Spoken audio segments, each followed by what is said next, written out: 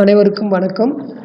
இந்த பாடத்தில் நம்ம பார்க்க போகிறது பைத்தான் செயற்கூறுகள். லாஸ்ட் கிளாஸில் என்ன பார்த்தோம் அப்படின்னு பார்த்தீங்கன்னா, கட்டுப்பாட்டு கட்டமைப்புகள் பைத்தானில் படிச்சுட்டு இருந்தோம் 6th லெசனில். இந்த பாடத்தில் பைத்தானோட செயற்கூறுகளை பற்றி படிக்க போகிறோம். முதல்ல செயற்கூறுனா என்ன அப்படின்னு சொல்லி போகிறோம். ஒரு ஃபங்க்ஷன் சொல்லுவாங்க இங்கிலீஷில். ஒரு சின்ன செக்மெண்ட்டு தான் செயற்கூறுன்னு சொல்லுவாங்க. அந்த செக்மெண்ட் ஒரு குறிப்பிட்ட வேலையை செய்யும். அதுதான் இங்கே டெஃபினிஷனில் கொடுத்துருப்பாங்க. ஒரு குறிப்பிட்ட செயலினை செய்வதற்காக வடிவமைக்கப்பட்டு பெயரிடப்பட்ட குறிமுறையின் தொகுதியே செயற்கூறு அப்படின்னு சொல்லுவாங்க. அது மட்டும் இல்லாமல் செயற்கூறு என்பது குறிப்பிட்ட செயலை செய்வதற்கு தொடர்புடைய கூற்றுகளின் தொகுதி. ஏதாச்சும் ஒரு டெஃபினிஷனை நம்ம எழுதலாம். சரிங்களா? செயற்கூறு என்றால் என்ன அப்படின்னு பார்க்குறப்ப குறிமுறையின் தொகுதி, அது குறிப்பிட்ட செயலை செய்யும் அப்படிங்கிறது தான்.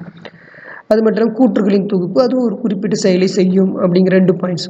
இது ஒரு தொடர்புடைய கூற்றுகளின் தொகுப்பு குறிப்பிட்ட செயலை செய்யும், அல்லது குறிமுறையின் தொகுதி ஒரு குறிப்பிட்ட செயலை செய்யும் அப்படிங்கிறது தான். அப்போ செயற்கூறு என்பது ஒரு செக்மெண்ட், அது ஒரு குறிப்பிட்ட வேலையை செய்யும் அப்படிங்கிறது தெரிஞ்சால் போதுமானது. நெக்ஸ்ட் என்ன, செயற்கூறு நன்மைகள் என்ன அப்படின்னு பார்க்குறப்ப, இது மறுபயனாக்கும், குறிமுறையின் மறுபயனாக்கும் அப்படின்னு சொல்கிறாங்க. Code reusability. ஒன்ஸ் நம்ம ஒரு ஃபங்க்ஷனை டிஃபைன் பண்ணிட்டோம் அப்படின்னு சொன்னால் அந்த ஃபங்க்ஷனை தேவைப்படும் போது நாம் பயன்படுத்திக்கலாம். அதான் குறிமுறையின் மறுபயனாக்கம் நமது பயன்பாட்டுக்கு சிறந்த கூர்நிலையை வழங்குகிறது அப்படின்னு சொல்லியிருக்காங்க. நெக்ஸ்ட் நம்ம பார்க்க போகிறது, இந்த செயற்கூறுகள் எத்தனை வகைப்படும் அப்படின்னு பார்க்குறப்ப பாருங்கள், 4 கொடுத்துருக்காங்க. பயனர் வரையறுத்த செயற்கூறுகள், உள்ளிணைந்த செயற்கூறுகள், லாம்டா செயற்கூறுகள், தற்சுழற்சி செயற்கூறுகள் அப்படின்னு சொல்லிட்டு ஒரு 4 இருக்குது. User defined function, built-in function, lambda functions and இதை சொல்லுவாங்க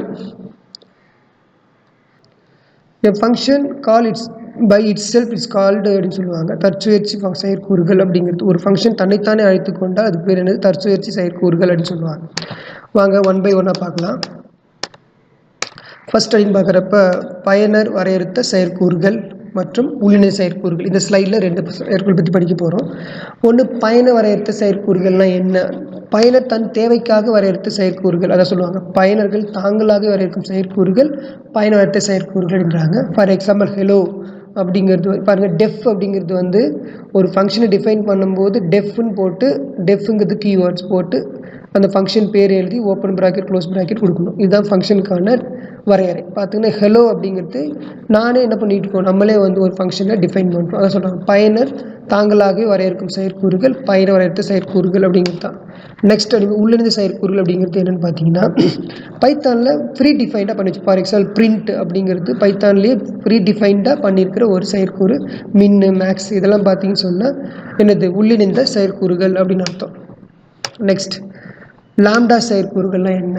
லாம்டா செயற்கூறுகள் என்பது பெயரில்லாத செயற்கூறுகள் லாம்டா செயற்கூறுகள் சொல்கிறாங்க. பெயர் இல்லாமல் வரைக்கும் செயற்கூறுகள் லாம்டா செயற்கூறுகள். அதுக்கான சின்டெக்ஸ் பாருங்கள். லாம்டான்னு போட்டு ஆர்குமெண்ட்ஸு தென் எக்ஸ்பிரஷனை போட்டுடணும். ஃபார் எக்ஸாம்பிள் லாம்டா அப்படின்னு போட்டு ஆர்குமெண்ட் எத்தனை ஆர்குமெண்ட் நீங்கள் பாஸ் பண்ண போகிறீங்க போட்டுட்டு, ஃபார் எக்ஸாம்பிள் எக்ஸ்பிரஷன் என்ன, எக்ஸ் ப்ளஸ் ஒய்யா இல்லை ஏ அந்த மாதிரி நீ போட்டுடணும். சரிங்களா? லாம்டா செயற்கூறுகள்னு போடலாம். பெயரில்லாத செயற்கூறுகள் லாம்டா செயற்கூறுகள்னு அர்த்தம். ஸோ நெக்ஸ்ட், தற்சுழற்சி செயற்கூறுகள் அப்படின்னு பார்த்தோன்னா, அது சொன்னேன், ஒரு செயற்கூறு தன்னைத்தானே அழைத்தால் அதை தற்சுழற்சி செயற்கூறு என்று அழைக்கிறோம் அப்படின்னு சொல்லிட்டு இருக்காங்க. ஒரு function call it by itself அப்படின்னு சொல்லுவாங்க சிம்பிளாக இங்கிலீஷில். ஓகே, இதோட நம்ம செயற்கூறுகளான 1 லைன் வேர்ட்ஸ் மாதிரி பார்த்துட்டோம். இப்போ தற்சுழற்சி செயற்கூறுகள் ஒரு 5 மார்க் கொஸ்டின், அதை டீட்டெயிலாக நம்ம பின்னாடி பார்ப்போம்.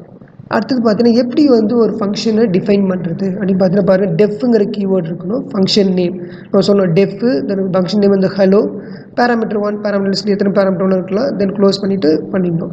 அப்புறம் பிளாக் ஸ்டேட்மெண்ட்டு ரிட்டர்ன். இதுதான் பார்த்தீங்கன்னு சொன்னால் ஒரு ஃபங்க்ஷனுக்கான டெஃபினிஷன். பாருங்கள், டெஃப் இருக்கணும், ஃபங்க்ஷன் நேம், இந்த டெஃப்ங்கிற கீவேர்ட் இருக்கணும், ஃபங்க்ஷன் நேம் இருக்கணும், பேராமீட்டர்ஸ் ஆப்ஷன் தான். சரிங்களா? நெக்ஸ்ட் அப்படின்னு பார்க்குறப்ப ஃபார் எக்ஸாம்பிள் பாருங்களேன், டெஃப்னு இருக்குது, டூ சம்திங். இது பயனை வரையறுத்த செயற்கூறு. நம்ம பயன்பாட்டுக்காக value equal to 1, return value, then def. இப்போ இது வரைக்கும் இருக்குது. இப்போ ஒரு எக்ஸாம்பிள் பாருங்கள், டெஃப் ஹெலோ அப்படின்னு கொடுத்துட்டோம், பிரிண்ட் ஹெலோ பைத்தான், தென் ரிட்டர்ன் அப்படிங்கிறது. ஓகேங்களா? ஸோ நெக்ஸ்ட், டெஃப் என்ற சிறப்பு சொல்லுடன் தொடங்க வேண்டும். எப்படி ஒரு செயற்கூறு எப்படி இருக்கணும் அப்படிங்கிறது தான். டெஃப் என்ற சிறப்பு தொடங்க வேண்டும். அளவுருக்களை செயற்கூறு வரையறுக்கும் போதே ப்ராக்கெட்டுக்குள்ளே கொடுத்துடணும்னு சொல்லிட்டு இருக்காங்க. நெக்ஸ்ட் பார்த்தீங்கன்னா, குறிமுறை தொகுதியானது பிறகு தள்ளி வர வேண்டும் அப்படின்னு சொல்லிட்டு இருக்காங்க. தென் ரிட்டர்ன் கூற்று செயற்கூறை முடித்து வைக்கும் அப்படின்றாங்க. ஃபார் எக்ஸாம்பிள் பைத்தானில் வந்து நம்ம ஒரு ஃபங்க்ஷனை வந்து டிஃபைன் பண்ணும்போது என்ன பயன்படுத்தக்கூடாதுன்னு சொல்கிறாங்கன்னா, சிறப்பு சொற்களை செயற்கூறின் பெயராக பயன்படுத்தக்கூடாது அப்படின்றாங்க. சரிங்க, கீவேர்ட்ஸ் சில கீவேர்ட்ஸ்லாம் இருக்குது, அதெல்லாம் நீ வந்து என்னவா பயன்படுத்தக்கூடாது, ஃபார் சிறப்பு சொற்களை ஃபங்க்ஷனுக்கு பேராக வைக்கக்கூடாது அப்படின்னு சொல்லிட்டுருக்காங்க. நெக்ஸ்ட், பின்னலான தொகுதினா என்ன அப்படிங்கிறதா, ஒரு தொகுதி மற்றொரு தொகுதியை கொண்டிருந்தால் அது பின்னலான தொகுதி. நம்ம சொல்லிப்போம் அந்த நெஸ்டட் லூப்ஸ்லாம் படிச்சிருப்போம். ஸோ இதை பற்றி நம்ம டீல் படிப்போம். ஒரு தொகுதி மற்றொரு தொகுதியை கொண்டிருந்தால், for example nested for loop, அப்புறம் நெஸ்டட் இஃப் லூப்ஸ், இதெல்லாம் படிச்சிருப்போம். ஒரு இஃப்க்குள்ளே இன்னொரு இஃப் அமையும், ஒரு ஃபாருக்குள்ளே இன்னொரு ஃபார் அமையும். அதே மாதிரி தான் ஒரு தொகுதிக்குள்ளே இன்னொரு தொகுதி அமைந்தால் அது பின்னலான தொகுதி அப்படின்றாங்க.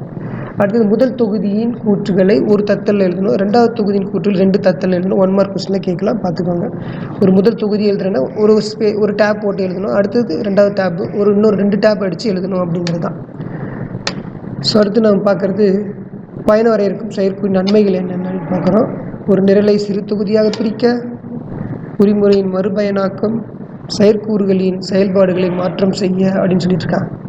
செயற்கூறுகளின் பாருங்கள், பயண வரையறுக்கும் செயற்கூறுகளின் நன்மைகள் பார்க்குறப்ப, ஒரு நிரலை சிறு தொகுதியாக பிரிக்க, குறிமுறையின் மறுபயனாக்கம், செயற்கூறுகளின் செயல்பாடுகளை மாற்றம் செய்ய அப்படிங்கிறது தான். ஸோ நெக்ஸ்ட் நம்ம பார்க்க போகிறது செயற்கூறின் அளவுருக்களை அனுப்புதல் அப்படின்னு பார்க்குறப்ப பாருங்கள், டெஃப்னு போட்டோம், ஃபங்க்ஷன் நேம் கொடுத்தணும், parameter list separated by comma இருக்கணும். For example def area W,H அப்படின்னா டெஃப் டோட்டல் A,B, இந்த மாதிரி என்ன பண்ணலாம், அளவுருக்களை உள்ளே அனுப்பலாம் அப்படின்னு சொல்லிட்டு இருக்காங்க.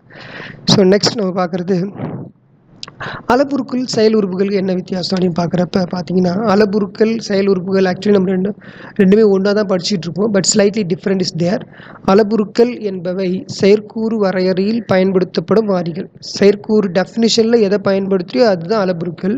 செயல் உறுப்புகள் என்பது செயற்கூறின் அளவுருக்களுக்கு அனுப்பப்படும் மதிப்புகள். இந்த டெஃபினிஷன் ரெண்டும் படித்து தெரியும், ஸ்லைட்லி சேஞ்சஸ் தான். அளவுருக்கள் செயல் உறுப்புகள், நம்ம சொல்லுவோம் அளவுருக்கள் அல்லது செயல் உறுப்புகள் அப்படின்னு சொல்லிட்டு இருப்போம். பட் அளவுருக்களும் செயல் உறுப்புகளுக்கும் வித்தியாசம் இருக்குது. அளவுருக்கள் அப்படிங்கிறது செயற்கூறு வரையறையில் பயன்படுத்தப்படும் மாறிகள், செயல் உறுப்புகள் என்பது செயற்கூறின் அளவுருக்களுக்கு அனுப்பப்படும் மதிப்புகள் அப்படிங்கிறது தான். இப்போ செயற்கூறு அளவுருக்கள் அப்படின்னு பார்க்குறப்ப செயல் உறுப்புகள் செயற்கூறினை அழைக்க பயன்படுகின்றது. செயல் உறுப்புகள் 4 வகைப்படும். 1 தேவைப்படும் செயல் உறுப்புகள், சிறப்பு சொல் செயல் உறுப்புகள், தானமைவு செயல் உறுப்புகள், மாறும் நீள செயல் உறுப்புகள் அப்படிங்கிறது தான். ஸோ இது நம்ம நெக்ஸ்ட் கிளாஸில் இது ஒவ்வொன்றா 1 by 1 பார்ப்போம். ஸோ இது வரைக்கும் நம்ம பார்த்தது அப்படின்னு பார்க்குறப்ப என்ன பண்ணோம் அப்படின்னு பார்த்தீங்கன்னா, ஃபங்க்ஷன்னா என்ன, சரியா, ஃபங்க்ஷனோட வகைகள் என்ன மாதிரி இருக்கும் அப்படிங்கிறத, ஃபங்க்ஷனை எப்படி டிஃபைன் பண்ணுறது அப்படிங்கிறது, அப்புறம் அளவுருக்களுக்கும் செயல் உறுப்புகளுக்கான வித்தியாசம் அப்படின்னு ஒன்று பார்த்தோம். அப்புறம் ஒரு ஃபங்க்ஷன் வரையறுக்கிறப்ப என்ன மாதிரியான ரூல்ஸ்லாம் நீங்கள் ஃபாலோ பண்ணணும் அப்படிங்கிறத பார்த்தோம். ஃபர்ஸ்ட் லெட்டர் டெஃபாக இருக்கணும், ப்ராக்கெட்டுக்குள்ளே அளவுருக்களாக இருக்கணும், ரிட்டன் வரணும், அதுக்கப்புறம் ஒரு தத்தல் 2 தத்தல்லாம் பார்த்தோம். அப்புறம் பின்னலான தொகுதி இதெல்லாம் படிச்சுட்டு இருந்தோம். ஓகேங்களா, தொடர்ந்து பாருங்கள். Thank you student.